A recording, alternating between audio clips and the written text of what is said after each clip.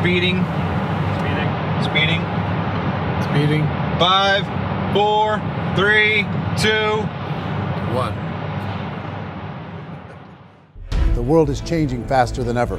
What used to take decades is now taking years or even months. What you see right now is the illusion that people have had for many decades about the workplace being this secure place to work the rest of your life. For the first time in the history of our nation, our children will not do as well as us. We've seen our friends get laid off, we've been laid off, we've had our pay cut. People are overworked and underpaid. They seem to have less time and less freedom. They live under constant pressure. This is going to be forced. And so even if your employer loves you, they may have to cut you. There's something wrong that on Monday morning, the heart attack rate increases by 35%. Technology is accelerating, job security is declining. It just doesn't seem like the old models of making a living are as reliable as they used to be. Every aspect of our lives, there's a better way out there, but we're still doing it the old way. We live in the greatest country on the planet, and there are a lot of people sitting around complaining and being cynical. Like everyone's whining about this old model, and I'm like, why don't you leave it? Look at all this over here. Look at all this opportunity. Since so much of our lives revolve around our work and the way we make our living, many people are thinking there just has to be a better way. The biggest challenge facing our world today is not making money, is what are we going to do with all the displaced, unemployed people? People are afraid that they're going to make the wrong decision. People are afraid of the unknown. People are afraid that maybe I don't have the skills. Hey, sports fans. Industrial age is over. It's dead. It's dying. That's why going to school to get a job is an obsolete idea. A steady paycheck is an industrial age idea.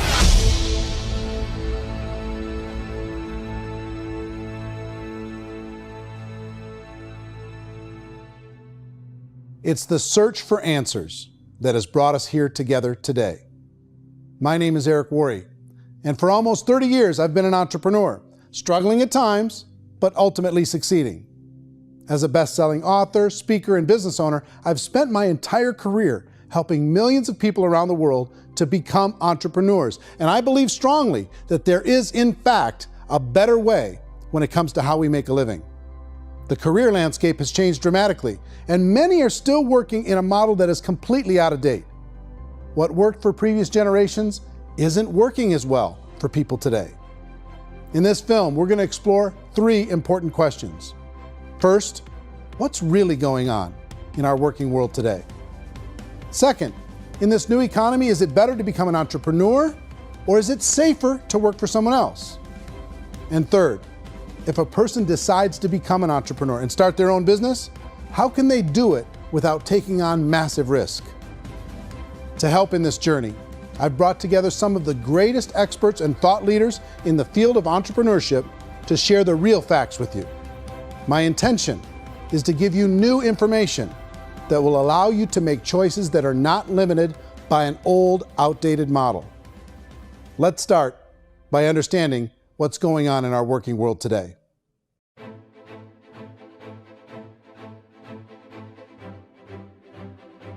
Let's look at unemployment. 30–40% of the people are honestly not working, but would be working.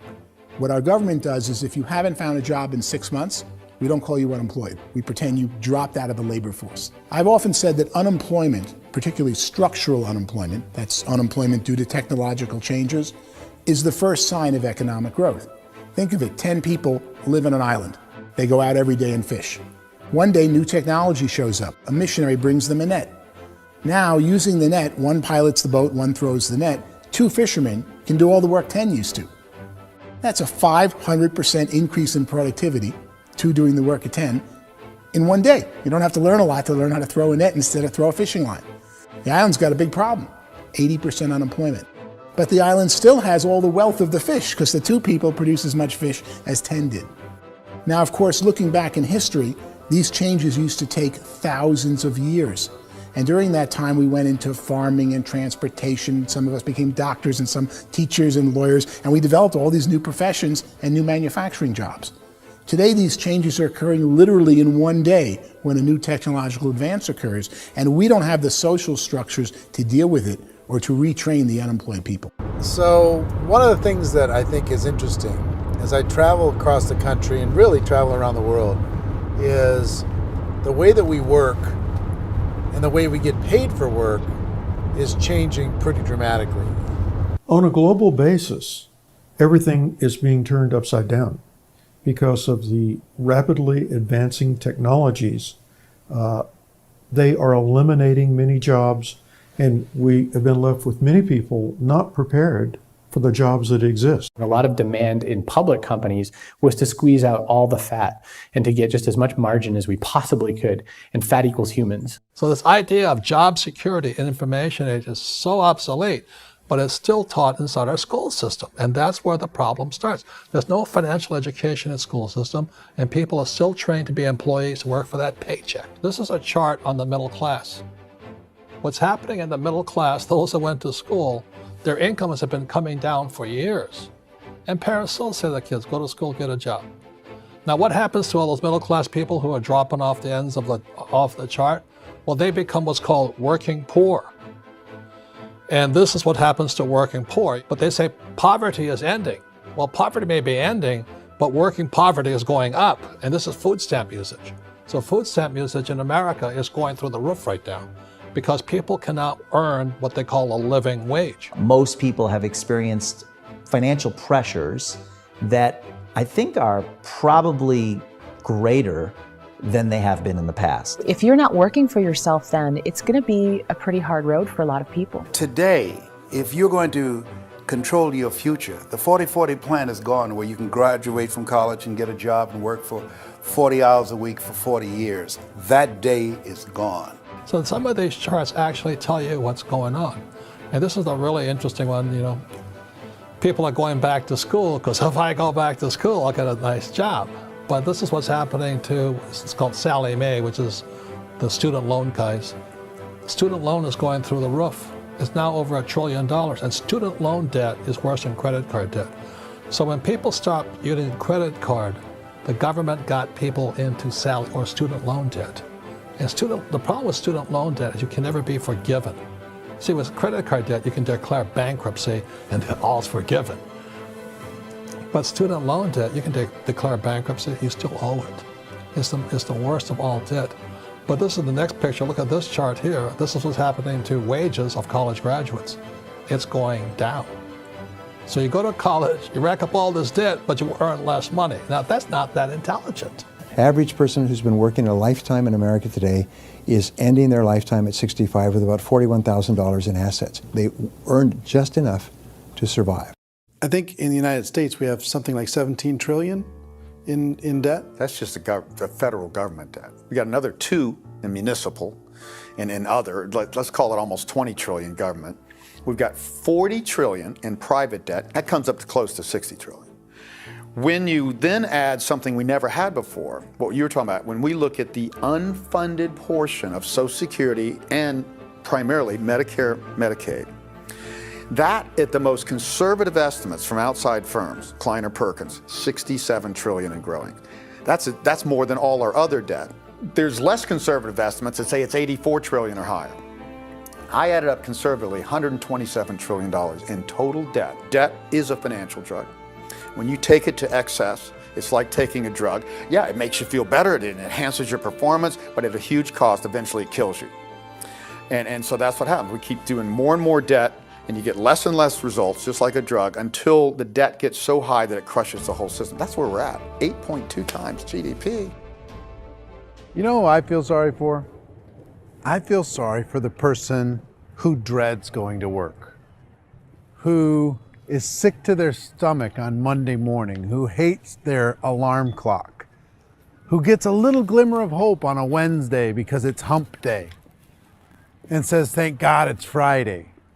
And they live for those 2 days a week where they get to be themselves and they don't have to be around people they don't like, and they don't have to play the political game in the office, and they don't have to live this half life.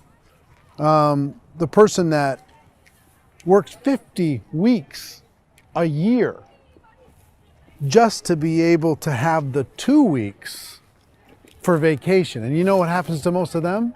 Nowadays, they don't have a vacation. They have a staycation. They have time off of work, but they don't get to go where they want to go because they're overextended. They've got all this debt. They got all this situation. They hate their alarm clock. They can't sleep until they're done. They have to spend most of their life in traffic. I feel sorry for that group of people because there's a better way. They just don't know it. I see this really interesting attempt at rugged individuality in a 6x8 rectangle.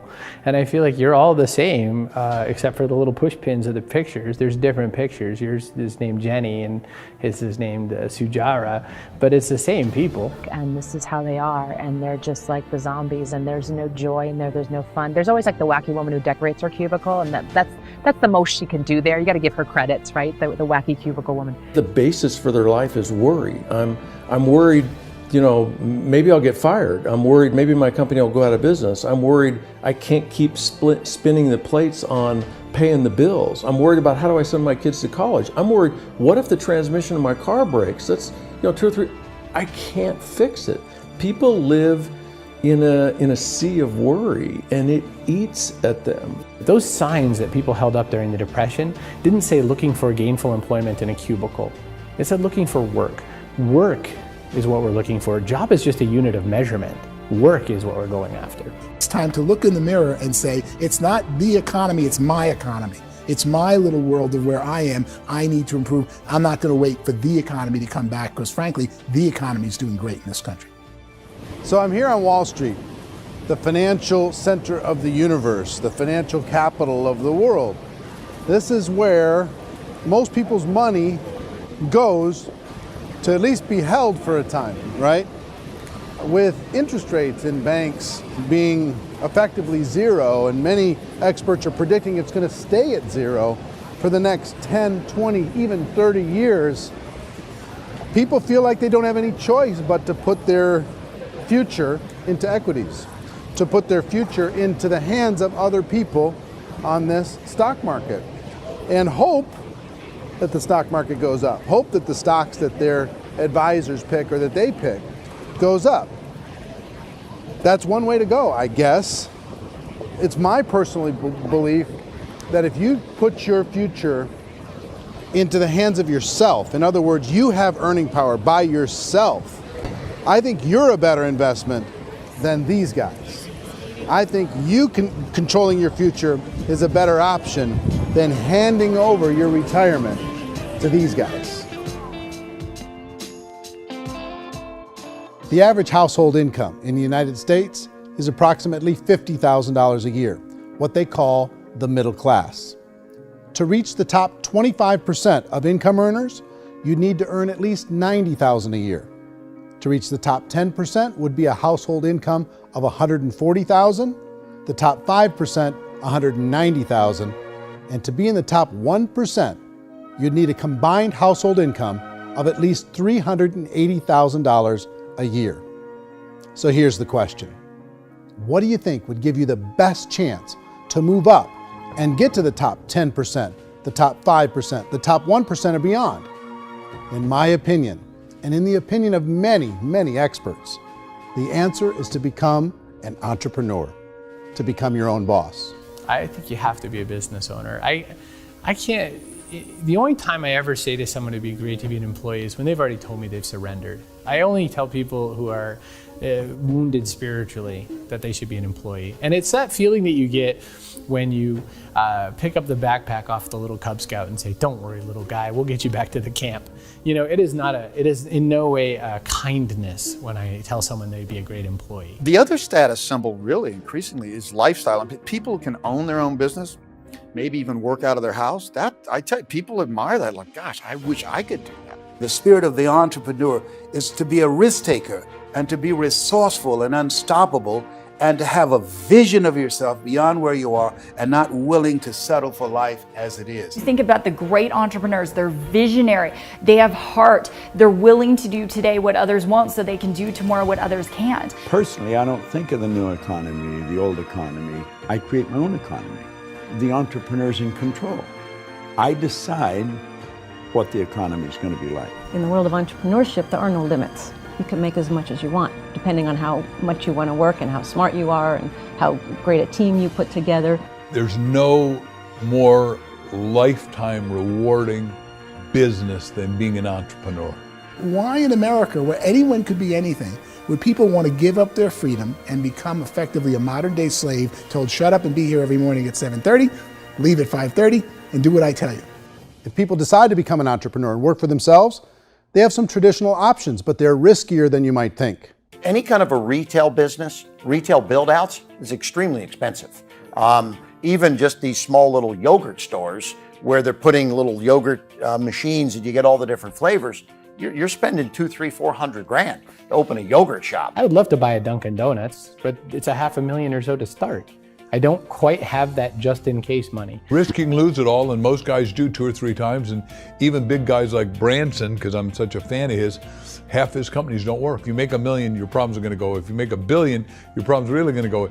Just the opposite. You and I know when you're making $1 million, you get $1 million responsibilities. You make $1 billion, you got 1,000 times $1 million responsibilities. And most people say, I'd love to be my own boss. 70% of Americans would love to be their own boss, according to recent polls. But they don't know how to get there. Because what are you going to do? One, you could buy an existing business. If somebody's selling an existing business, you have to ask why. Usually because it's probably hard. It's probably not making as much money as they hope. 2, they could buy a franchise. A little less risk, proven system, but it's expensive to be able to do that. 3, they could start something from scratch. And that's where a lot of people feel like, I don't have the chops to do it. I don't have the money. I don't have the product idea. I don't have the expertise. I don't have whatever it's going to take to be able to get there, and I can't risk my family to do it. So 4th, they could become an investor. A lot of people in this town invest to try and figure out a way, but you got to be pretty smart with that game too, right? Venture capitalists, who are the very best and most sophisticated in investing in new breakthrough businesses, make it on 1 out of 11. That means 10 out of 11 are mediocre or fail. Most of them fail. That's the risk there. An angel investor is lucky to get 1 out of 15 or 20. A business is a team sport. Like, I have to have accountants, I have to have engineers, I have to have systems designers, I have to have sales, marketing, I have to have accounting, I have to have mission statements, I have to have legal and all that. The average Joe Schmo, even me, I go out there, I don't have the skills to put a business together. I think the bottom line for the 4 traditional options is they take money, sometimes a lot of it. They take expertise, and they take time. All of that adds up to just too much risk for most people. I bought a business from somebody else and it was a lot of work. And you start wondering, what did I just buy? Because I guess ultimately I own your email list and I just overpaid for it. People that start their own business, they spend a lot of money, they spend a lot of time, a lot of effort to get things started. And the more you invest on the upfront, the harder you typically work at it. I can tell you what the success rate is of a restaurant. What is it? They're crazy enough. About 90% of them fail. About 90%, in how quickly? Year less. Wow. And if we're talking non-franchise, we're talking franchise, Sure. That's totally different. Yeah. But our students aren't getting franchise restaurants. You gotta invest big money. Exactly. And with someone like McDonald's, you've had to work with the company for a long period of time, really know the To even have a chance at investing $1 million. have a chance, and it's a slim chance. What if there was a way that you had all the proven aspects, the comfort aspects, and you could still control your own life? What if there was both? In other words, you didn't have to create everything from scratch. You didn't have to be a super leader. All you had to do, what if there was a proven product already? You didn't have to create the product.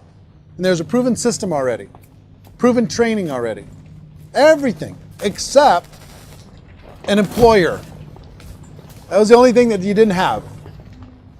Do you think more people would be open to working for themselves in that environment?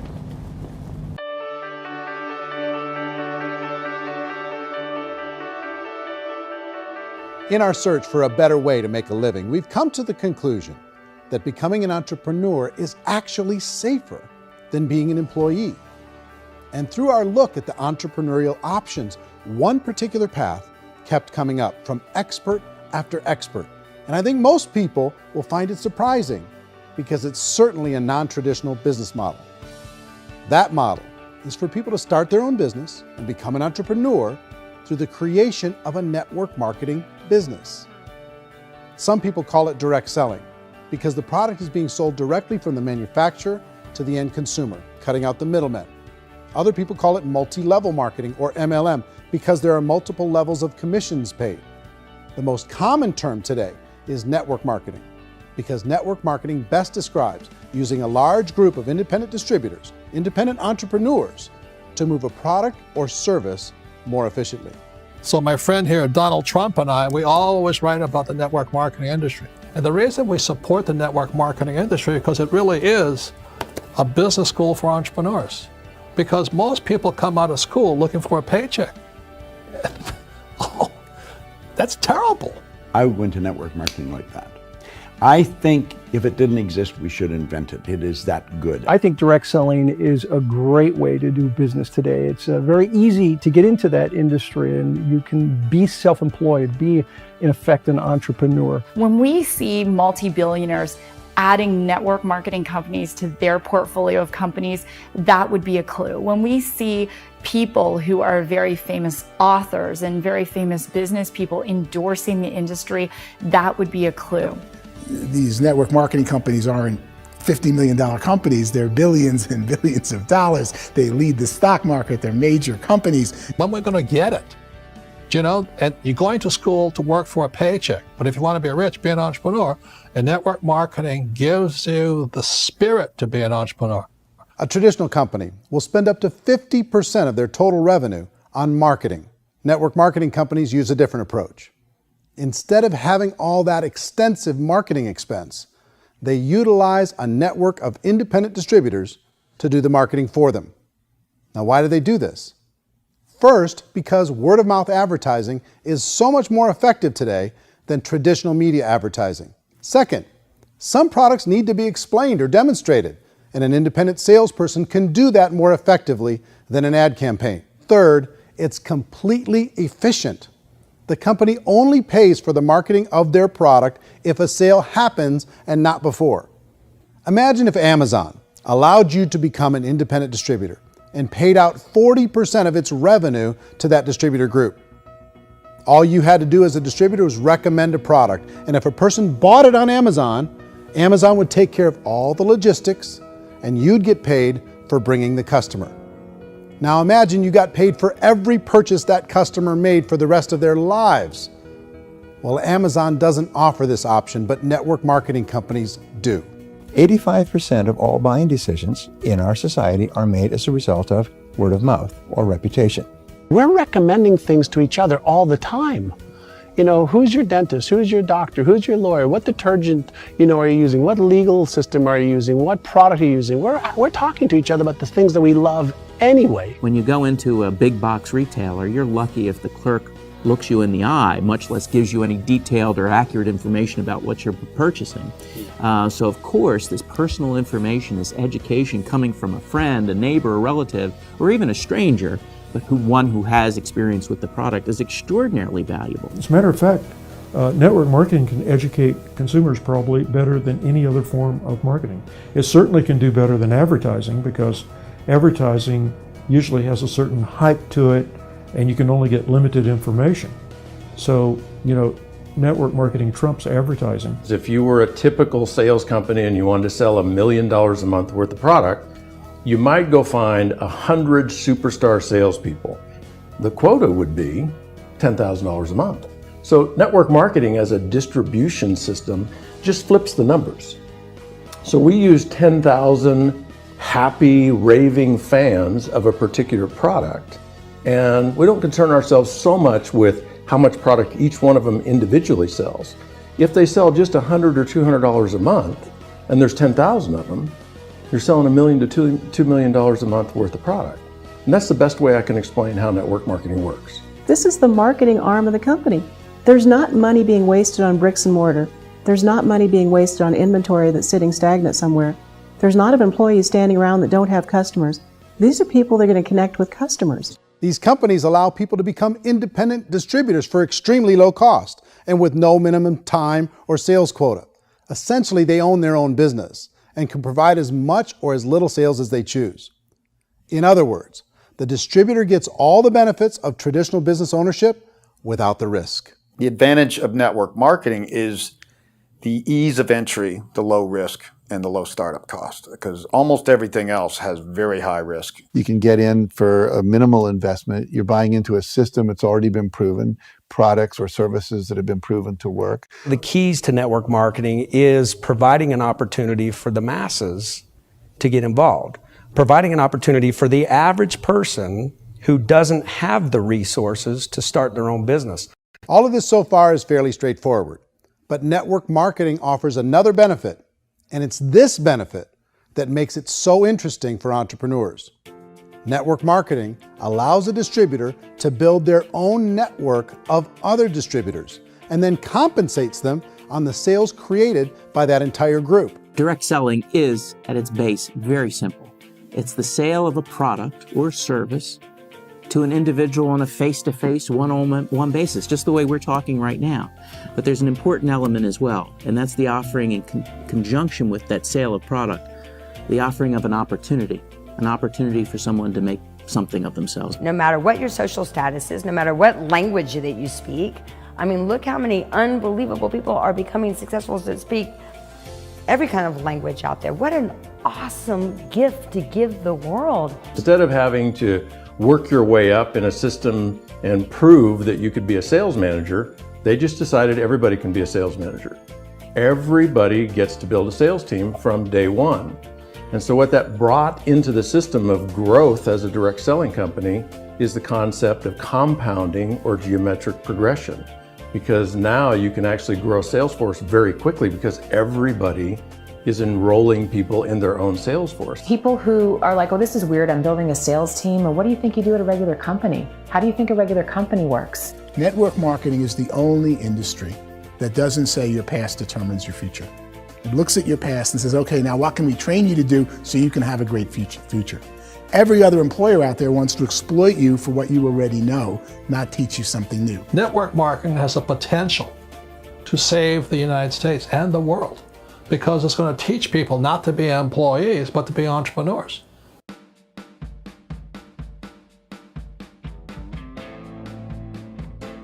According to the Direct Selling Association, if you add up all the network marketing companies around the world, they combine to do over $178 billion a year in retail sales. To give you an idea of how big that really is, the NFL, the National Football League, does approximately $9 billion a year. The music industry does a little more than $16 billion a year, and the movie industry does about $80 billion a year. Using a conservative average, network marketing companies pay their distributors about 40% of that $178 billion in the form of commissions, which adds up to more than $71 billion a year. That's almost $6 billion a month. It's almost $200 million in commissions every single day. So it's certainly working, and people are making serious money in network marketing. With the growth of the direct selling industry over the last 10, 15, 20 years, we've seen a broader understanding of the channel. We have seen more and more people getting involved in the business, so our penetration in the marketplace has increased, and thus the understanding in the marketplace of who we are has increased. And we've seen non-direct selling companies look at the direct selling model and say, something's going on there. People are making money, companies are being profitable, individuals are being motivated, product is being delivered to market. Maybe we should explore this. Some people think only the people at the top make money. Well, let's take a look at that as well. In the network marketing profession, there are roughly 500 people in the world who earn over $1 million a year. If you round that number up to $2 million a year, that adds up to about $1 billion a year. That takes the $71 billion paid out each year down to $70 billion. So where does the rest of the money go? The vast majority goes to part-time people making anywhere from a few $100s a month to many thousands of dollars a month. It goes to people who choose to make it a full-time career move and earning even more than that.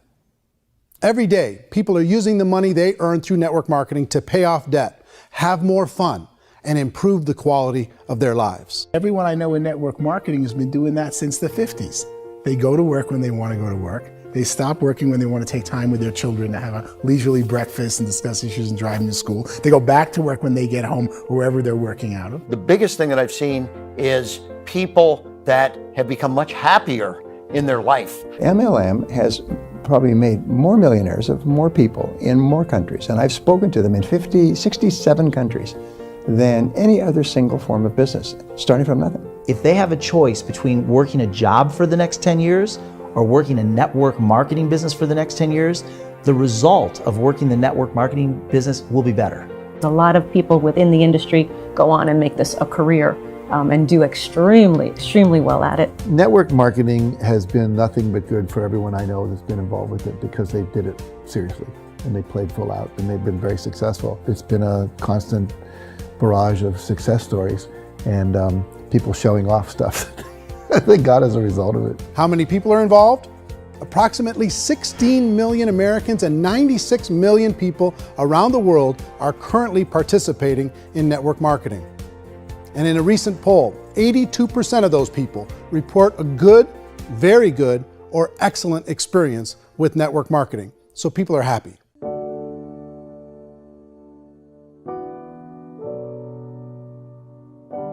So I've taken a look at the network marketing profession and really tried to understand why so many people are confused as to the validity of this as a business. One is this pyramid shape. People get really messed up with this pyramid. Oh, it's one of those pyramid things. So I just think there are a lot of haters out there who really don't understand the industry and say, oh, it's a get-rich-quick scheme. It's a pyramid. Well, corporate America is a pyramid scheme. You know what I mean? It goes like this. You have thousands of MBAs, let's say working for Ford or General Motors or Coca-Cola. If all these MBAs are all trying to get to here, that's a pyramid. Only one guy's going to make it. Every 10 years, one's going to make it. Whereas you look at network marketing, it's like this. So you're here and your job is to develop other CEOs coming up behind you. So it's an inverse pyramid. In network marketing, it's a very simple concept. If you sell product, you get paid. It is paid based on production. There is no first mover's advantage. There is no investment component where the more somebody spends, the more they're entitled to make. So the two are polar opposites of each other. It doesn't matter what shape the company is or the compensation plan is shaped, whether it's a circle or a pyramid or a triangle or a trapezoid, it doesn't matter. If compensation is coming primarily from recruitment, then you've got a problem.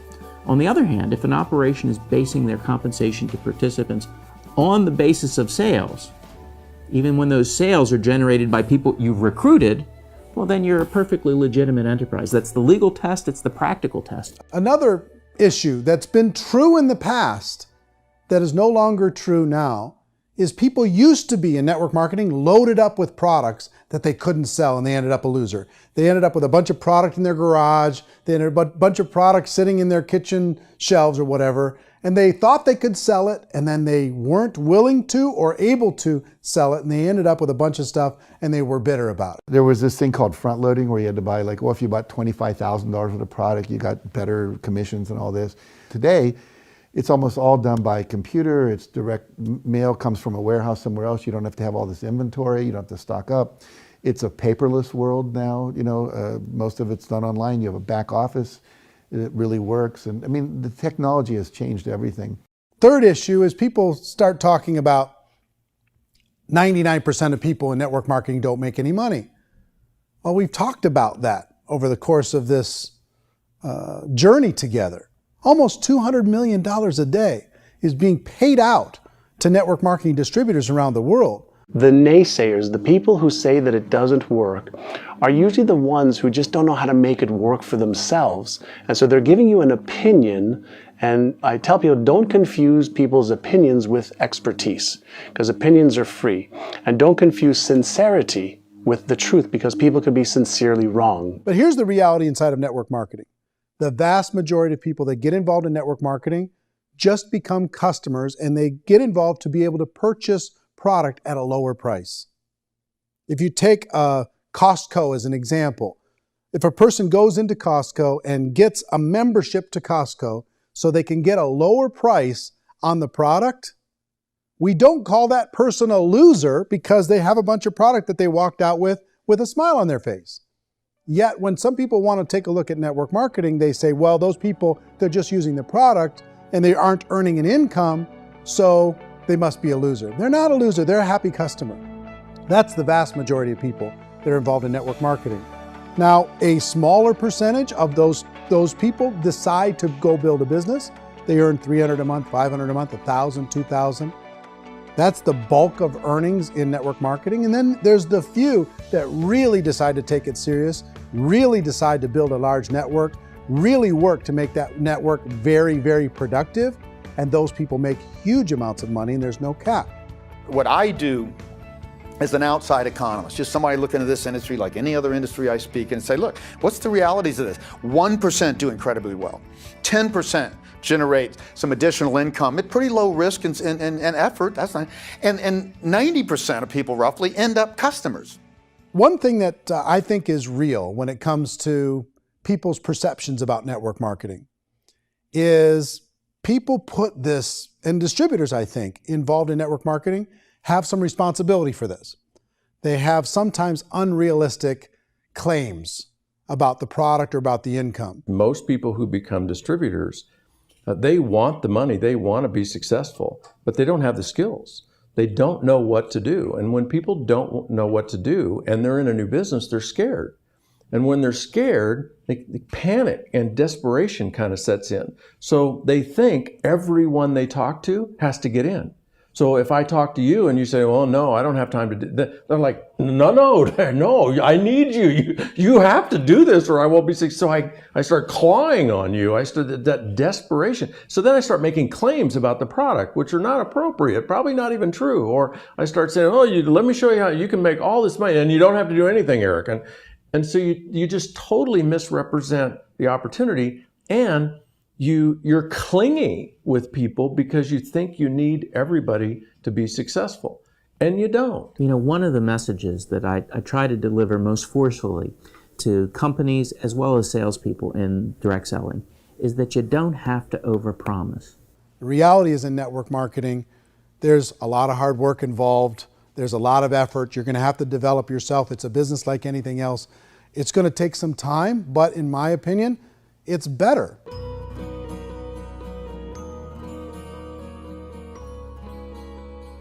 It's light years better for people starting today than it was even 5 years ago. I think it's more widely accepted now, and people understand it is a business. It is being an entrepreneur. It is being a business owner. Our belief system is based upon our evaluation of something. And frequently, if we reevaluate a situation, our belief about that situation will change. The industry has changed and it's grown up. It's totally transformed. You've got young people today that have grown up with social media, and they understand networks. They understand how people are connected through technology, and they understand how money flows through those networks.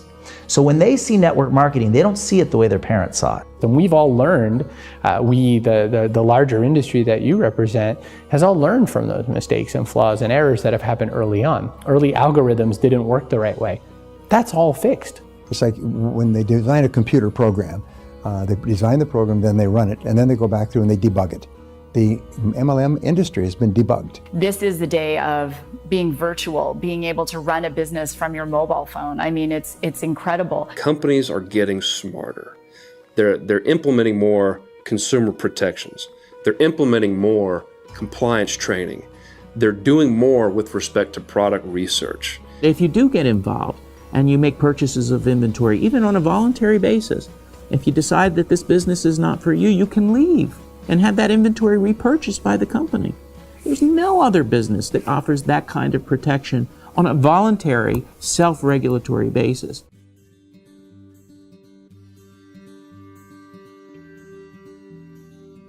If you decide to look further into a network marketing business in order to generate more cash flow for your family, I would recommend reviewing the following 4 elements. First is the product or service. And on the product or service, I would ask 5 important questions. 1, do you like it? Is it something you would feel comfortable sharing with others? 2, is there a recognized need in the marketplace?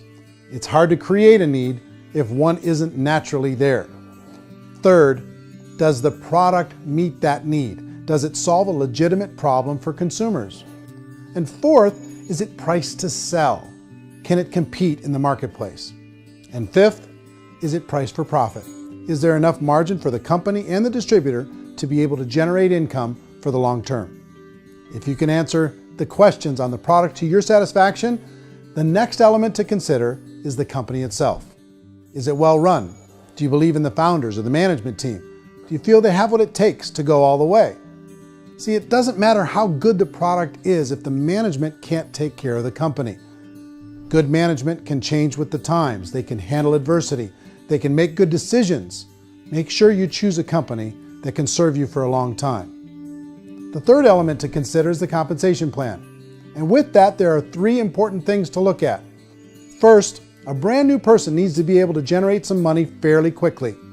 It may be an obvious reason, but you can probably imagine the ripple effect of a distributor getting involved and having even a small victory fast. That can only help with the overall success of the organization. Second, a person should be able to develop a moderate part-time income in a reasonable period of time. As they develop their network and as their sales grow, they should be able to enjoy more benefits. And third, for the people who are really serious, for those who decide to really go pro in the network marketing profession, there should be the possibility to make a serious full-time income if they work hard and are committed to developing their skills. If you're comfortable with the product, the company, and the compensation plan, the last thing you should look at is the support that will be made available to you. Does the company have a website? Does it have a solid online reporting tool? Do they have comprehensive training available? Do they host events to help you build your business? If you decide to do this, what kind of a support system can you plug into? Choosing a network marketing company is a personal decision. But evaluating the 4 elements of product, company, compensation plan, and support is a great place to start. Is the company promising that you're going to get rich quick or that you can make a lot of money without a lot of effort? That's a red flag. Is there a product that you really believe in that you think can be sold? Or are you being told by salespeople or the person who's trying to recruit you or by the company itself that don't worry about the product, all you have to do is recruit other people into the business? Red flag, warning sign. If you're hearing that, take a second or even a third look. Get to know the customers, the products, the business, have some success, and see where the opportunities might take you to move up in the organization. You want to find out how concerned are they about my education, my training, and my development? Is there a space for me to grow? Most important question. Learn everything that you can about the product. Make sure it's something that you believe in, and learn everything you can about the industry and work that system. You have to be very passionate about whatever that company is doing. I would get involved. You can always test drive anything, the product, the service, the community, and then lean into it a bit. If it feels good, then lean into it a lot. Behind me is the Lincoln Memorial. And this is a place where Martin Luther King Jr. had his famous "I Have a Dream" speech. And at that speech, he talked about his dream for equality for everyone around the world, and that's a noble dream. But I think more people need to remember what it was like when they were kids and the dream was still alive in them. Before it got beaten out of them by reality, by this paycheck, by these responsibilities, and by having to live for this job to pay the bills. I think people need to remember that, go back to that. Once they know that there's a better way, I think their future is going to be much brighter. They can live a better life.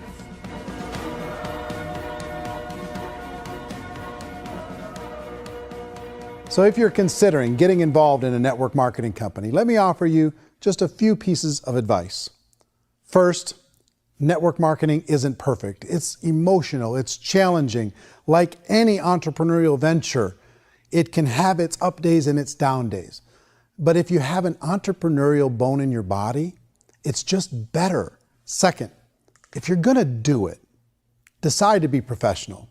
Decide to go pro. It's better to do that than just be this amateur sticking your toe in the water. Third, as any professional, you're gonna have to learn some new skills. And I promise you, inside of the network marketing profession, they're not too difficult to learn. Fourth, like anything worthwhile, it's gonna take some time. Don't expect that you're gonna get to the finish line right out of the gate. And fifth, it's worth it. It's worth it to be able to take charge of your life again. It's worth it to be able to control your own financial situation. It's worth it for the people you're going to be able to spend time with. It's worth it for the things you're going to be able to see and the experiences you're going to be able to experience. It's worth it for the causes you're going to be able to contribute to, the lives you're going to be able to touch, the customers you're going to be able to help, the friendships you're going to be able to develop. I promise you, it's worth it. Remember, most people are searching for answers just like you are. But I do have to tell you the catch to network marketing. If there is a catch, if you want to understand this from an emotional point of view, people say, well, it sounds too good to be true. It's not, it's hard work. But here's the catch. Most people still don't understand it. So you're going to have to endure the loss of social esteem from ignorant people. The uneducated will think less of you. Now, if you can handle that, you're on your way. If that's going to destroy you, you know what? Entrepreneurship in general probably isn't in your future. If you can face that catch, you can become unstoppable. I want everyone to really contemplate this if they're not in network marketing. You're in a job, you probably have a mortgage, you have rent, you have debt, whatever's going on. You're in a prison. You work just hard enough to keep them from firing you, and they pay you just enough to keep you from quitting. Come on! I've been there, done that, and bought that t-shirt. In network marketing, if you run into failure, it's really just a homework lesson for yourself. There's no one to blame. You really have no excuse not to be successful. You just don't. People don't want to hear that, but there's so much available to you. If you want to be a good network marketer, be a student to the people above you, be a fellow traveler to the people on the same level, and be a teacher to those below, and know when it's appropriate to do which. People who are not afraid of asking people to buy things, or not afraid of persuading people with a chance they may say no, these people own the future. Nothing happens until something moves. So you got to go move, you got to go do something, or nothing's going to change in your life. In the beginning, you're going to do a lot of things that you don't get paid for. But as you go down the road, you get paid for a lot of things that you don't do. And your job is rehabilitate the spirit, the entrepreneur spirit in all of us. You get it back. Either give it a strong yes or a strong no, but no wishy-washy, dilly-dally stuff in the middle. There's dreams and there are nightmares, but I believe that the biggest nightmare of all is when you don't pursue your dream. You're going to see some monumental growth in this profession. It's an exciting, exciting time to be involved with the network marketing profession. The next 10 years, I see just exponential growth. When that tipping point comes, it's not a matter of asking somebody, have you ever heard about network marketing? You're really asking them, which company are you building your wealth in? We are here to fix the world, to improve relationships with other people, to improve other lives. And the real reward comes as an entrepreneur in any level from teaching somebody something and watching them soar. There is no greater reward.